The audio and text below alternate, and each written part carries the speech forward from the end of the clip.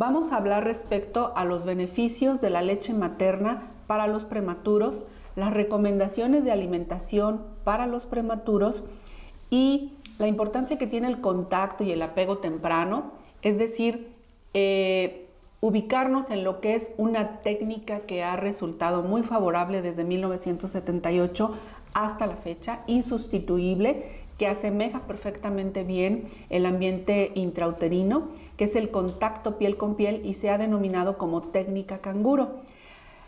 Es importante ubicar y analizar que debemos siempre considerar lo opuesto. Hablamos de beneficios, pero lo opuesto también es el riesgo y es parte de lo que tenemos que reflexionar para este grupo de pacientes de alto riesgo. En relación a la epidemiología, en nuestro país no tenemos estadísticas muy confiables o muy verídicas. Las publicaciones están basadas en estudios de Nuevo León, específicamente en Monterrey, donde se reporta una incidencia, pero en relación a la prematurez extrema. Más adelante vamos a ver cómo se clasifica esto. Y se describe en 1.05% de incidencia. Es inversamente proporcional cuando nace un bebé prematuro, extremadamente prematuro, la mortalidad se eleva sustancialmente. Entre más prematuro es, más se eleva la mortalidad, que puede llegar hasta un 79, un 90, un 100%. Debemos nosotros también tomar muy en cuenta el lugar en donde nace el bebé. Por lo menos nuestro país no es la misma distribución de material tanto en recursos humanos como recursos materiales en el sur de nuestro país, en el centro occidente o en el norte. Por eso va a haber una gran variabilidad en la supervivencia de este grupo de pacientes por la falta de recursos en la mayor parte de los casos. Entonces vamos a ver una descripción gráfica de cómo se ha comportado esta epidemiología y por supuesto la mortalidad desde 1995, en donde prevalece el 71.7% de mortalidad hacia el año 2000, que es una transición, es un umbral en el que consideramos que iba a haber cambios importantes y abastecimientos y advenimiento de la tecnología, en donde se han utilizado toda una serie de recursos como lo es los maduradores de pulmón antes de que nazca un bebé, el uso de vitamina E, el uso de surfactante, el uso de sistemas de ventilación de alta frecuencia, de óxido nítrico y de muchas modalidades que han permitido per se que este recién nacido, que en otra época no sobrevivía, ahora sí sobreviva. Y entonces en este umbral disminuyó transitoriamente al 52%, luego en el 2003 se reporta el 64.8% y en el 2006 el 79%. Este mismo año del 2019, con toda esa serie de instrumentos con los que contamos los neonatólogos, especialmente en las terapias intensivas, se ha llegado a abatir importantemente a un 60, incluso 50% de mortalidad. Entonces, ¿qué quiere decir esto? ¿Es un problema de salud pública la prematurez? Claro que lo es. Sin embargo, ahora, por toda esta tecnología que utilizada razonablemente ayuda para la sobrevivencia de este grupo de pacientes, bueno, pues entonces ya tenemos que sobreviven y una parte fundamental es el aspecto nutricional. Y el aspecto nutricional no hemos de referirnos exclusivamente a una parte material que tiene que ingresar como grupos de nutrientes, proteínas, grasas, carbohidratos. Son importantes, pero la relevancia es integral. ¿Qué quiere decir esto? Lo vamos a ir desglosando. Tenemos que reconocer que alrededor del mundo 4 millones de niños mueren cada año en el primer mes de vida, porque es la etapa más vulnerable, de mayor morbimortalidad, pero quienes encabezan la lista de esta mortalidad sin duda son los recién nacidos prematuros y de peso bajo al nacer, que la mayor parte de las ocasiones vienen a la par. Un bebé prematuro puede ser igualmente de peso bajo al nacer y entonces son causas directas o asociadas. ¿Cómo reconocemos a un prematuro? Idealmente, la edad gestacional de todo recién nacido debe de ser de 40 semanas al nacer. 39, 40, 41. Un prematuro se ha reconocido en menos de 37 semanas de gestación.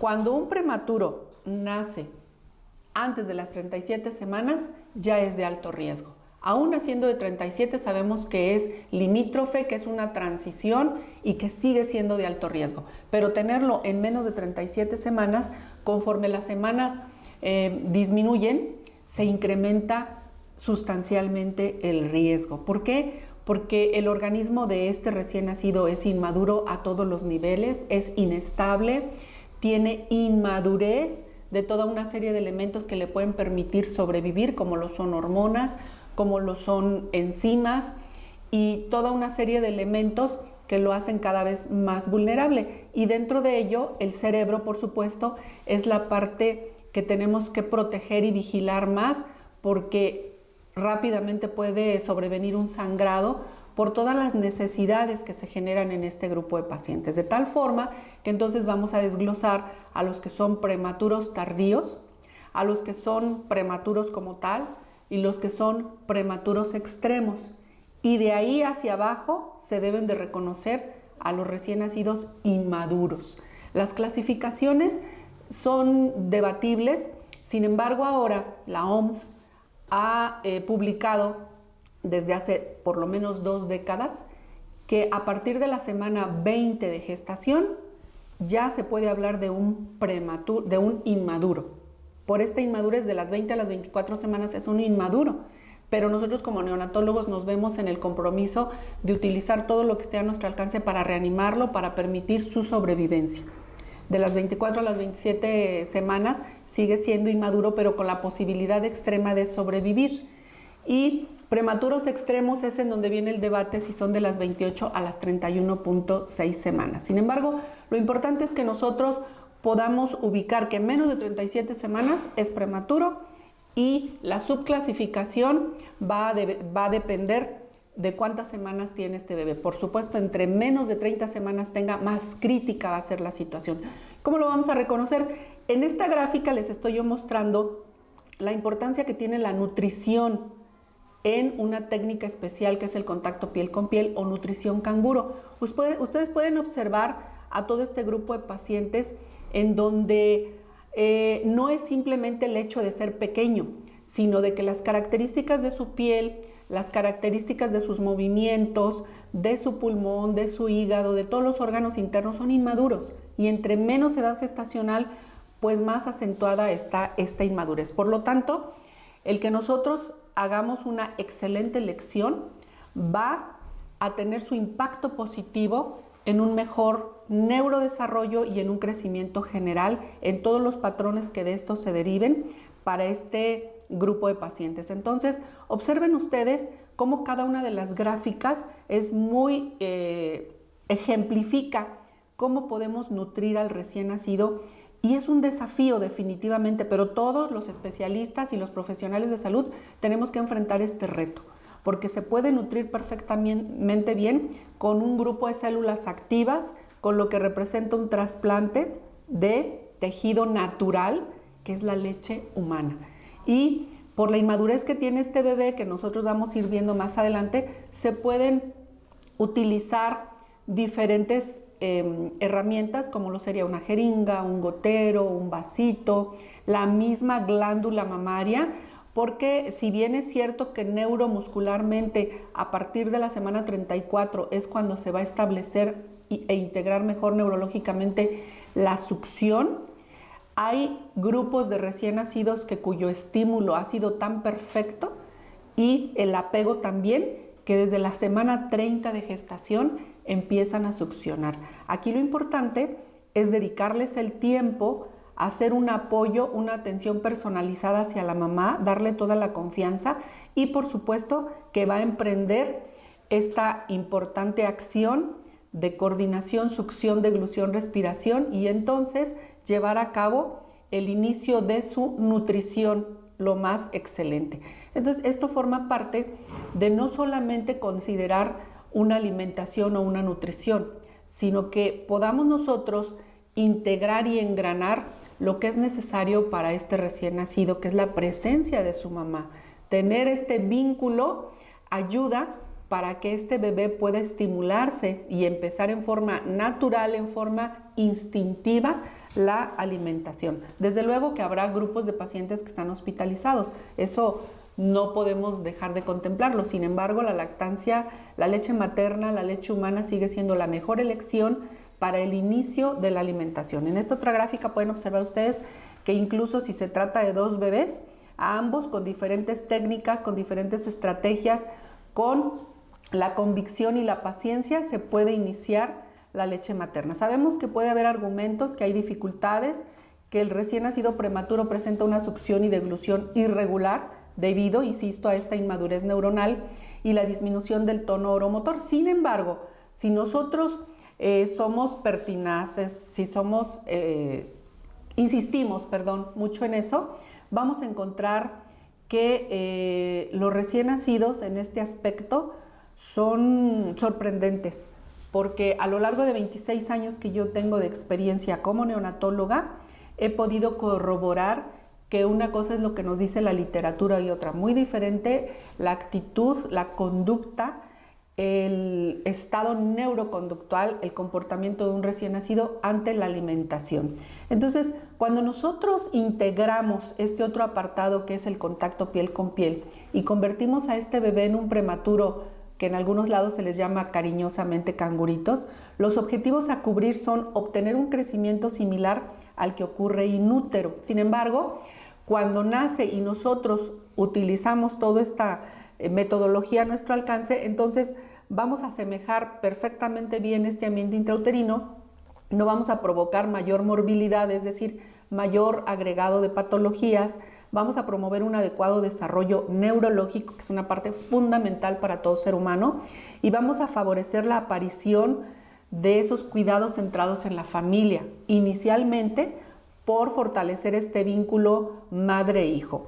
¿Cuáles son los beneficios? Y recuerden ustedes que estos tres grupos de beneficios se pueden convertir en alto riesgo si nosotros no los facilitamos, porque simplemente hay que facilitar. Ellos ya están ahí presentes y lo único que vamos a hacer es favorecer ese acercamiento. Entonces sería las defensas del huésped, el neurodesarrollo y el estado nutricio y el buen crecimiento de este grupo de bebés.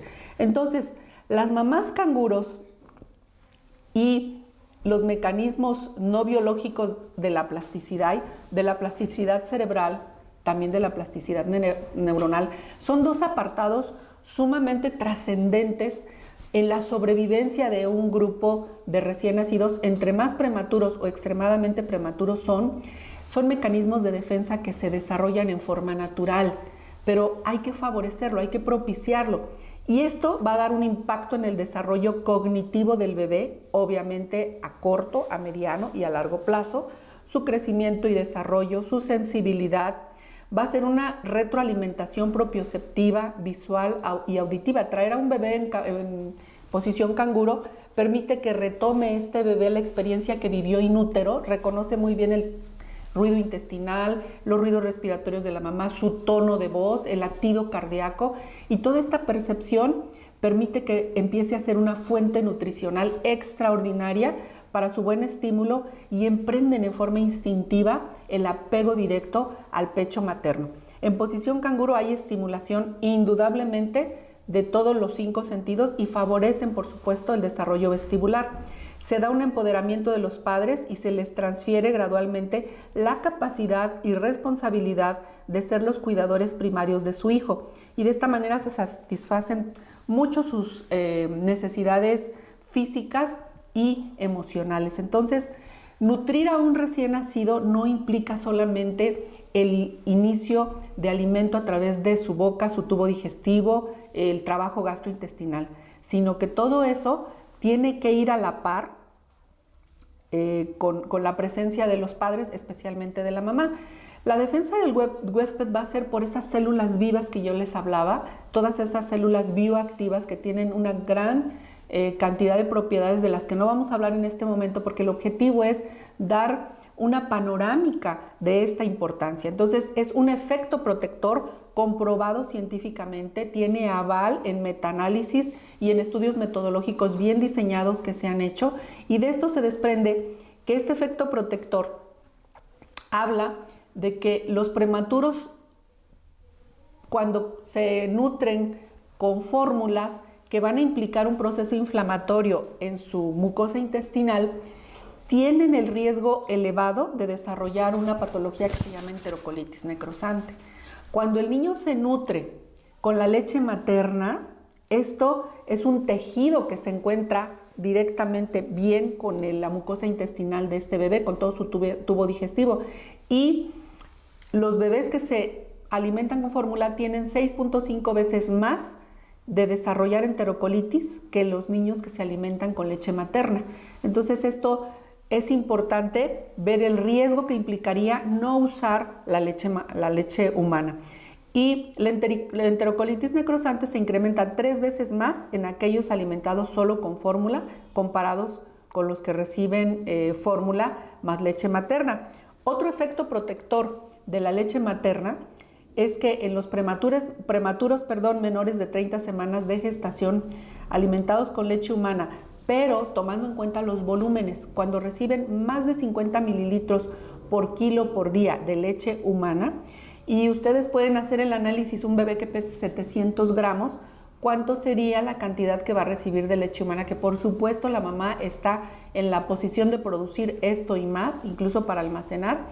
Quienes reciben esa cantidad tienen menos posibilidades de presentar un proceso infeccioso reconocido como sepsis tardía o enterocolitis necrosante, así como disminuir lo prolongado de sus hospitalizaciones. En la medida que reciba leche humana, es factible que ese bebé acorta su tiempo hospitalario, lo cual no ocurre cuando se alimentan con fórmula.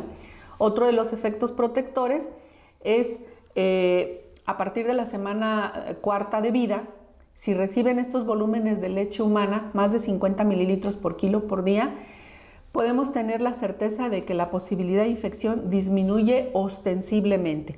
Entonces, todo esto ya está documentado, ya está estudiado como una parte de la defensa, además de toda la celularidad que viene ahí convertida precisamente en los soldaditos que impiden que los grupos bacterianos, que los grupos de virus, que los grupos de parásitos, que los grupos de riquecias y de todos los elementos que pueden afectar y provocar muerte en los bebés por esos procesos infecciosos se disminuyen, se pueden abatir perfectamente bien. Otro de los aspectos fundamentales es el neurodesarrollo.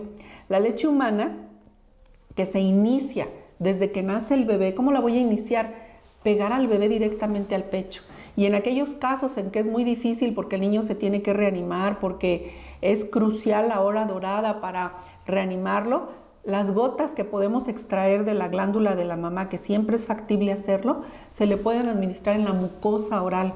Existen estudios perfectamente serios en donde nos revelan que las simples gotas, que para nosotros pueden ser subestimadas porque son gotas, pero en la boca, en la mucosa de un recién nacido muy prematuro, son altamente potenciales en inicio de la protección, en colonización de estas células que toda esta celularidad que va a entrar y va a ir a cubrir ese tubo digestivo del bebé. Y por supuesto se puede dar continuidad en volúmenes pequeños antes de empezar un plan nutricional, pero que empiezan a ser parte de esa defensa y permiten integrar esa celularidad para la migración neuronal y este neurodesarrollo. Los estudios revelan que esta práctica se asocia a un incremento de 8 puntos en el coeficiente intelectual de este grupo de bebés, y también se asocia a menor presentación de retinopatía del prematuro, sobre todo la de grado 3, hasta en un 5.6% en comparación con aquellos alimentados con leche humana de donador, que va al 19%, o fórmula para prematuro, que se incrementa hasta un 14%. Entonces, el neurodesarrollo es un aspecto amplio y es necesario que podamos ser más específicos en cuáles son el tipo de grasas, el tipo de proteínas y el tipo, por supuesto, de carbohidratos convertidos en oligosacáridos, que tienen todo este tipo de funciones para permitir un mejor crecimiento, un mejor neurodesarrollo y también todo el crecimiento lineal. Más adelante vamos a hablar un poco de esto. El crecimiento lineal del prematuro que se alimenta solo con leche humana va a ser parcialmente insuficiente en fósforo y calcio, pero esto se compensa perfectamente y se puede ver disminuido en 2 centímetros la ganancia de lineal hacia los 18 meses de vida, pero es muy factible hacer la sustitución con suplementación en los casos necesarios o en los casos de mayor riesgo, especialmente los niños que permanecieron mucho tiempo hospitalizados, porque de ahí se deriva una enfermedad reconocida como osteopenia del prematuro, pero es un evento que como neonatólogos tenemos que estar en el monitoreo de los elementos que nos pueden soportar el hacer este diagnóstico, como sería la concentración de fósforo, de fosfatasa alcalina, de calcio, y en todo caso entonces ya involucrarnos más con el efecto hormonal, pero el estado nutricio y el crecimiento prácticamente no se ven afectados.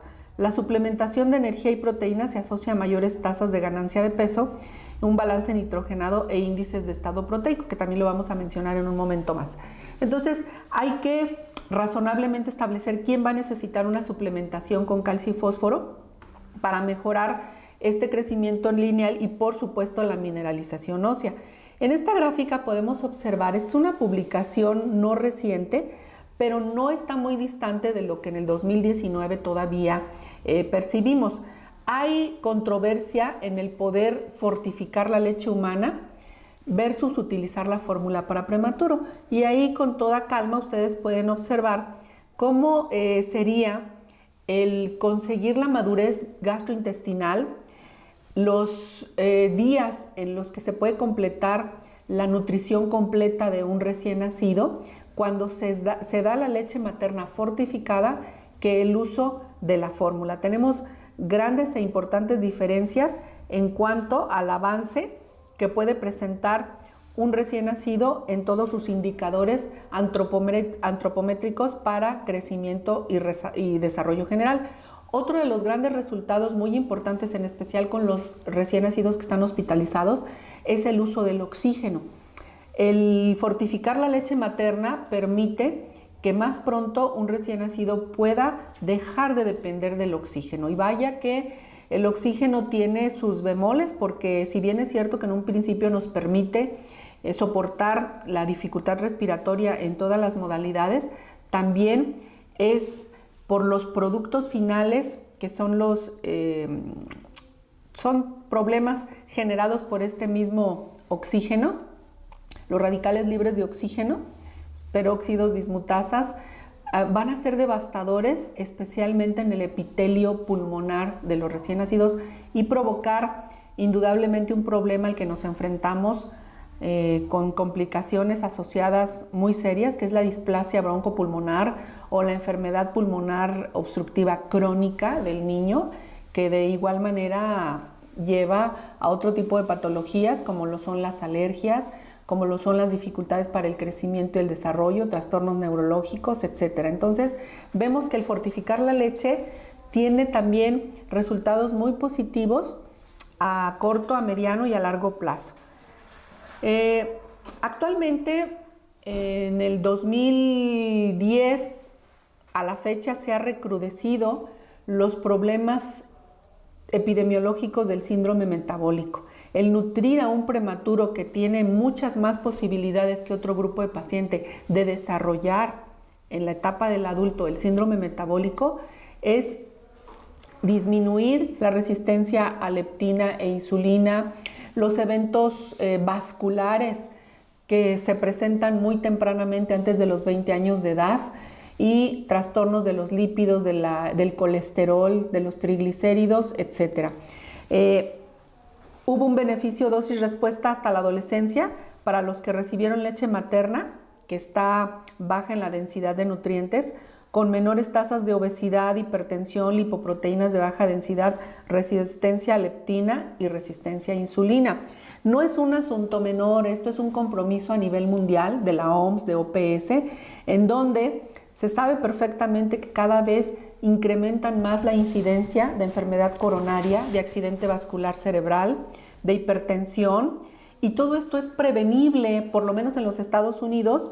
Las coronariopatías lo que provocan en porcentaje no solamente de presentación, sino de gasto monetario por soportar los grupos de pacientes que tienen esta enfermedad, que son portadores, el accidente vascular cerebral, y esto ocurre en todos los países y el nuestro, México, no es la excepción.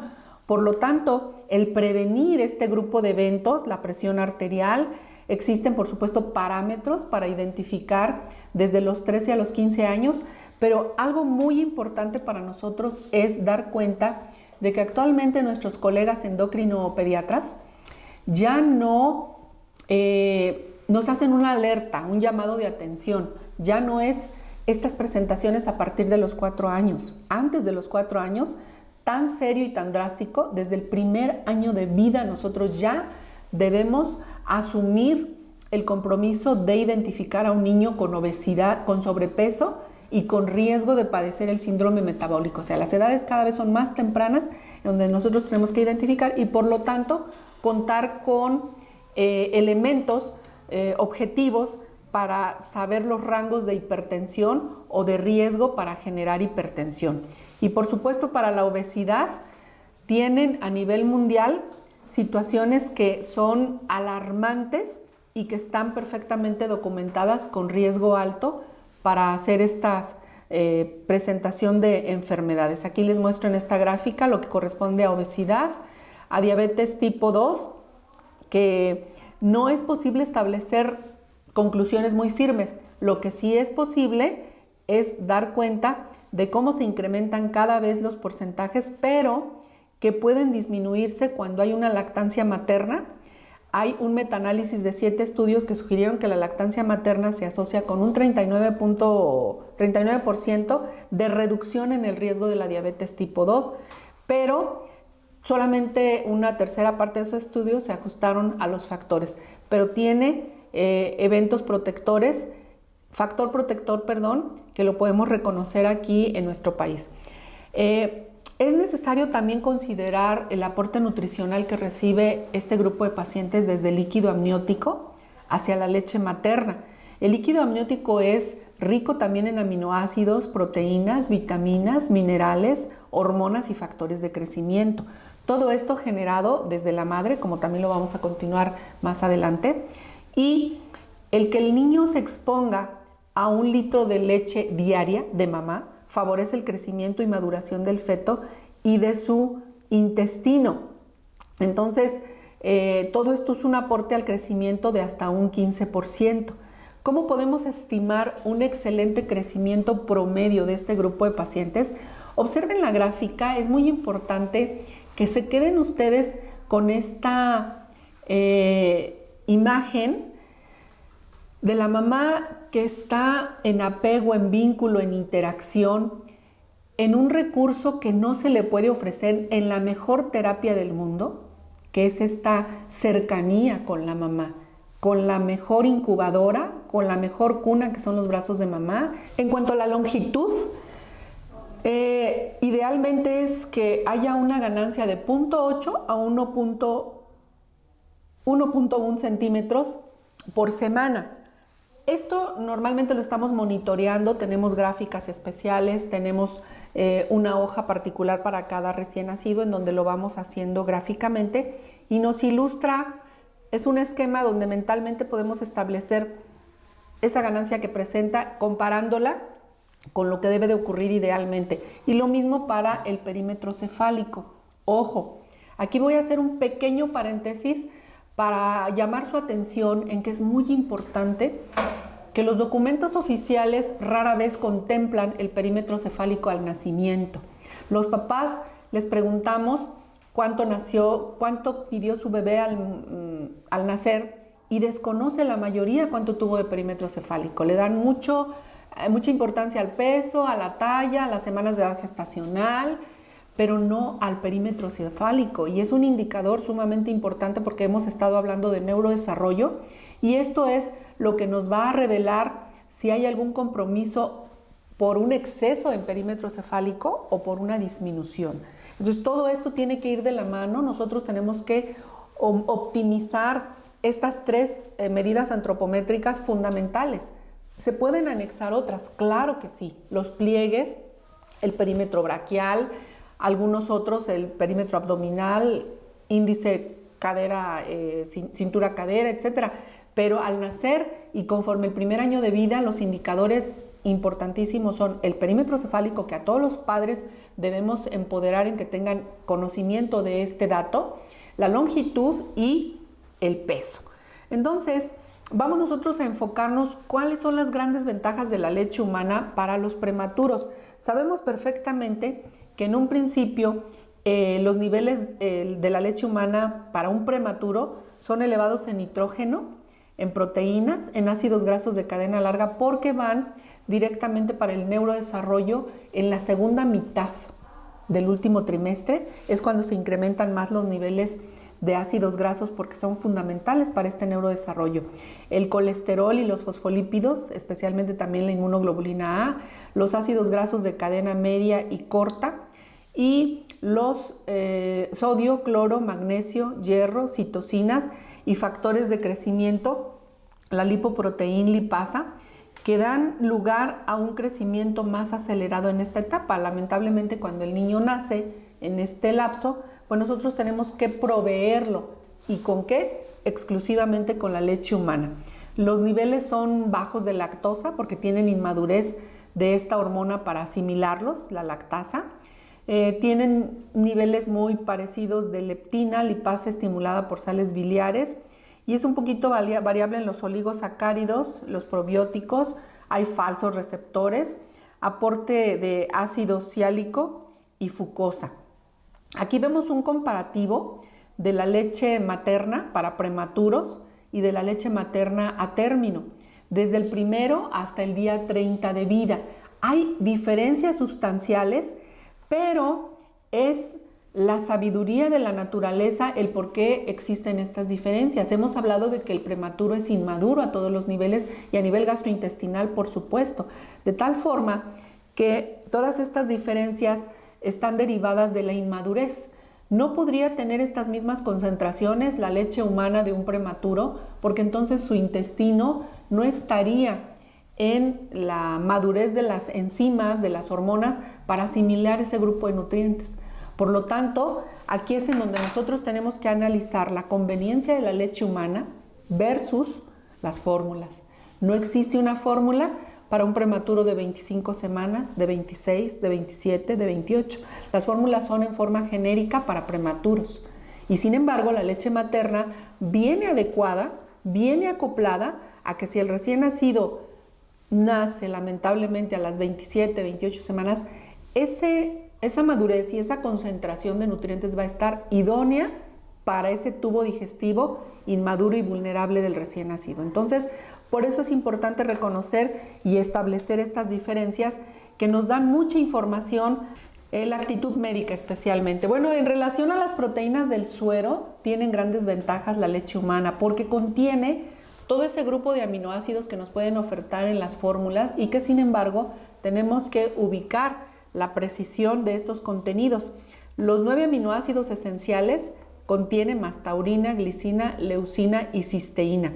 Hay enzimas bajas para su metabolismo y acumula niveles no fisiológicos de metionina, tirosina, fenilalanina, urea y amonio. Entonces, este tipo de proteínas permiten que se lleve a cabo un metabolismo con menos gasto energético. Debemos recordar que para que se asimile un gramo de proteínas, la acción dinámico específica de los nutrientes implica mayor consumo de calorías.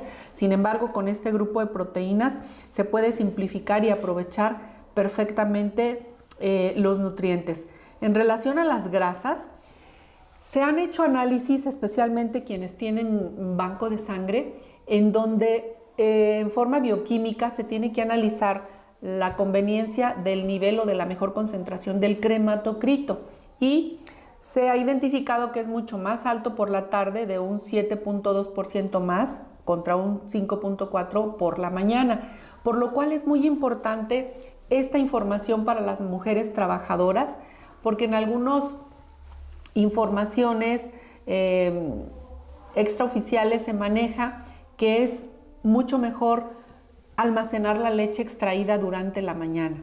Sin embargo, con estos datos que ya son bien corroborados y contundentes, sabemos que el crematocrito incrementa mucho más, que es un grupo de buen contenido de grasa para el neurodesarrollo de este bebé, la extracción vespertina. El requerimiento de grasas está basado en la proporción de ácidos grasos esenciales, el 3% del total de la ingesta calórica, que está contenido perfectamente en la leche materna.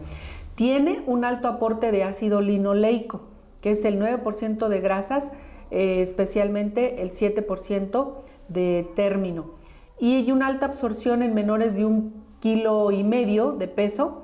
El 90% se absorbe muchísimo mejor de la leche materna contra un 68% en la fórmula. Todo este grupo de grasas se producen en mejor condición hacia la segunda mitad del tercer trimestre del embarazo. Los recién nacidos que se obtienen antes de este momento, pues van a tener esa desventaja. Por lo tanto, es importantísimo promover la lactancia para proveer de estos nutrientes a los niños. También la leche fresca tiene mayor digestibilidad en las grasas. La suplementación de calcio y la esterilización pueden disminuir la absorción.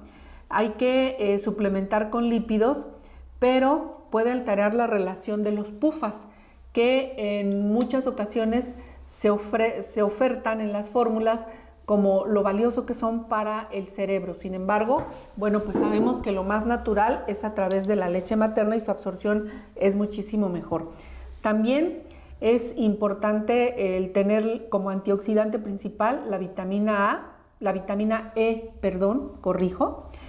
para conservar este rango de absorción que en la leche humana es de 0,9. Y para el desarrollo visual, que es parte de la gran ventaja en disminuir la incidencia de la retinopatía del prematuro, el omega 3 es esencial para el desarrollo visual contenido en la leche materna. Todo está documentado por estudios serios en donde finalmente la ventaja es hacia este grupo de grasas de la leche materna. Y la celularidad es mejor la capacidad de fagocitosis, igual a cómo se lleva con la leche madura para un niño de término. Hay mejor producción de interferón. Si se refrigera 24 horas, no altera el número de este grupo de células de fagocitosis, de neutrófilos, de lactoferrina, de oligosacáridos, etc. Y una refrigeración de 48 horas tampoco hay alteración en el número, pero sí disminuye parcialmente la función. No se afecta esta celularidad si la leche se pasa a través de una sonda. Muchos prematuros requieren que se les nutra por una sonda de alimentación y no hay problema si se lleva a cabo si se utiliza esta herramienta. Es importante reconocer con este esquema cómo viaja todo lo que ingiere la mamá, aún sean patógenos, a nivel intestinal en algo que se ha reconocido como el ciclo enteromamario. A través del intestino materno hay capacitación de células que van a defender al bebé, que son los linfocitos B modificados y que van a llegar a las células epiteliales del tejido mamario. Y de esta manera, a través de la leche materna, se le puede proveer al niño ya esta celularidad con alta capacitación, como inmunoglobulina A específica, inmunoglobulina A S también específica, y va a ir no solamente del intestino a la glándula y directamente al bebé con la lactancia materna, sino también al tejido bronquial del bebé. Es intestino materno, bronquio materno, y directamente son inmunoglobulinas que va a recibir el bebé para su defensa específica. Estos beneficios que ya les había yo comentado, cómo disminuye la sepsis a inicio tardío, a largo plazo, y también disminuye a largo plazo el síndrome metabólico, la presión sanguínea, las lipoproteínas de baja densidad, la resistencia a insulina y leptina. Y todos estos estudios que aparentemente no son tan recientes, 2007 y 2019, tienen vigencia ahora en el 2019, ya avalado por mayores grupos de metaanálisis. Hay que hacer recomendaciones específicas por el soporte de la Academia Americana de Pediatría. Todos los recién nacidos prematuros deben recibir leche humana y solamente puede ser razonablemente fortificada dependiendo del grupo de nutrientes que se pretende sustituir.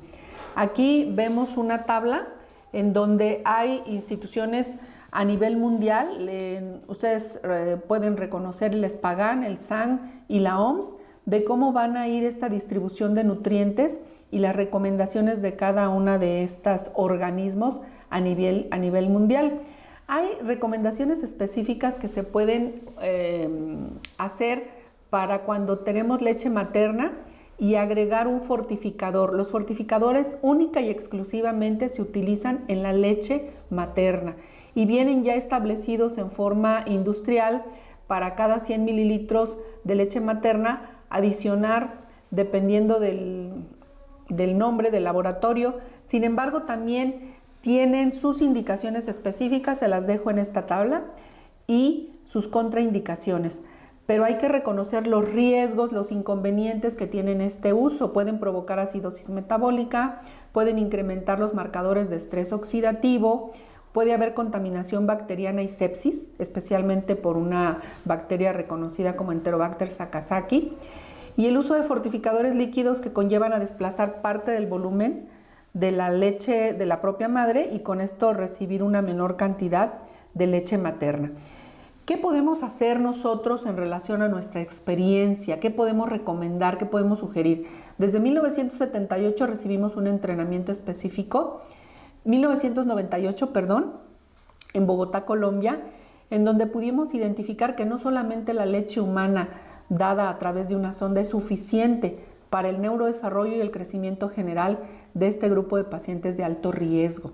Entre menos peso tengan, entre menos edad gestacional, inversamente proporcional es su índice de mortalidad a corto, a mediano y a largo plazo. Observen muy bien estas imágenes porque todos los profesionales de salud debemos de tener la convicción, el conocimiento, la actitud y llevarlo a la práctica, lo que es alimentar directamente al pecho materno, pero con esta novedosa técnica que ha revolucionado y ha sustituido la incubadora convencional por un ambiente familiar, por un contacto directo, por un vínculo, y puede mejorar y empoderar la actitud de los padres, que los cuidados de un prematuro deben de estar basados principalmente en su participación al 100%. Entonces el método canguro viene a generar y continuar ese ambiente protector que el niño tuvo que, por alguna causa, abandonar antes de tiempo.